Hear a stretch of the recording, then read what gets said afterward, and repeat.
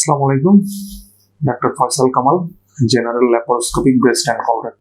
আজকে একটি কমন রোগ সম্পর্কে কয়েকটা কথা বলি। Definitely it's a surgical disease. সেটি হচ্ছে পিত্তথলি পাথর বা গল স্টোন। বলা হয়ে থাকে যে পিত্তথলি পাথর হলেই অপারেশন করতে হবে, এ ধরনের একটা কমন মিথ আমাদের ভিতর প্রচলিত আছে। আজকে একটু এই মিথ থেকে আলাদা করে বলি যে আসলে পাথর হলেই কি অপারেশন করতে হবে। আসলে এটা জেনে নেওয়াটা আমাদের খুব গুরুত্বপূর্ণ, কারণ দেখা যায় আমাদের ইনভেরিয়েবলি সবাই পিত্তথলি পাথর নিয়ে ভুগছেন অনেকে, এবং সবাই চিন্তা করছেন যে কিভাবে অপারেশন করা যায়। আসলে অপারেশন করার প্রয়োজনীয়তাটা কতটুকু এটা আমাদের ভালো করে বুঝতে হবে বা জানতে হবে। ধরুন আপনি একটা জায়গা থেকে 100 লোককে বাছাই করলেন এবং তার ভিতরে আল্ট্রাসাউন্ড পরীক্ষা করলেন। এর ভিতরে দেখা গেল 20 জনের ভিতরে গলব্লাডার বা পিত্তথলি পাথর আসলো। এখন তারা তো জানতেন না যে তাদের পাথর আছে কি।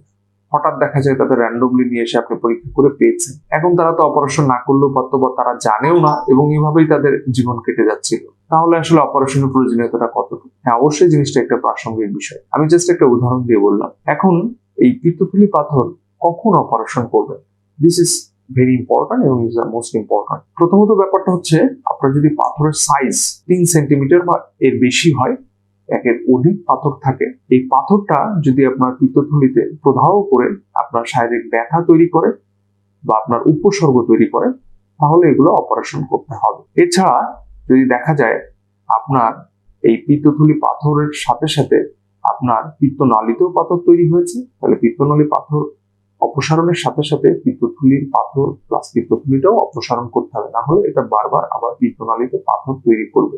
এবং পিত্তনালীর পাথরটা খুবই খারাপ জাতীয় রোগ, এবং এটি পিত্তনালী ব্লক করে দেয়, তখন জন্ডিস নামক রোগ তৈরি হতে পারে এবং খারাপ দিকে এই রোগটা যেতে পারে। এছাড়া কিছু কিছু ক্ষেত্রেও আমরা অপারেশন পিত্তথলি ফেলে থাকি, সেটি হচ্ছে গলব্লাডার অনেক সময় পলিপ হয়ে থাকে, সেক্ষেত্রে আমরা পিত্তথলিটা অপসারণ করে থাকি। এছাড়া কিছু অটোইমিউন ডিজিজ, সেক্ষেত্রেও আমরা ফেলে থাকি। এছাড়া দেখা যায় প্রোফাইলেকটিক হিসাবে যেসব রিজিয়ন বা জোনে পিত্তথলি ক্যান্সারের সম্ভাবনা বেশি, তাদের ক্ষেত্রে আমরা ফেলে থাকি। যেমন লাইক পোর্সেলিন গলব্লাডার, এক ধরনের গলব্লাডারের ধরন, সেক্ষেত্রে আমরা পিত্তথলি ফেলে থাকি, কারণ এক্ষেত্রে অপারেশন না করলে অনেক সময় ক্যান্সারের ঝুঁকিটা বেড়ে যায়।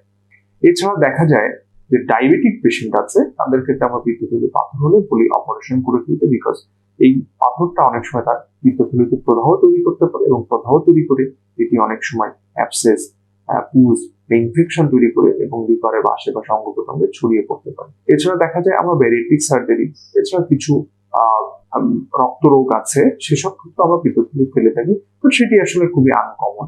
তো কমন কথা যেটা বললাম যে পাথরের সাইজ, তারপর সংখ্যা, তারপর এটা প্রদাহ বা উপসর্গ তৈরি করছে কিনা, প্লাস আপনার ডায়াবেটিস বা অ্যাসোসিয়েটেড কোনো ডিজিজ আছে কিনা, এগুলো দেখে আমরা আসলে এই ডিসিশনটা নিয়ে থাকি। এবং অবশ্যই একজন সার্জিক্যাল চিকিৎসক বা সার্জনের পরামর্শ নেবেন, এবং তিনি আপনাকে ভালোভাবে পরামর্শের মাধ্যমে আপনার রোগ হিস্ট্রি, আপনার রোগ এক্সামিনেশন, আপনার ইনভেস্টিগেশন সব দেখে ডিসিশন। তো ধন্যবাদ সবাইকে, ভালো থাকবেন। আসসালামু আলাইকুম।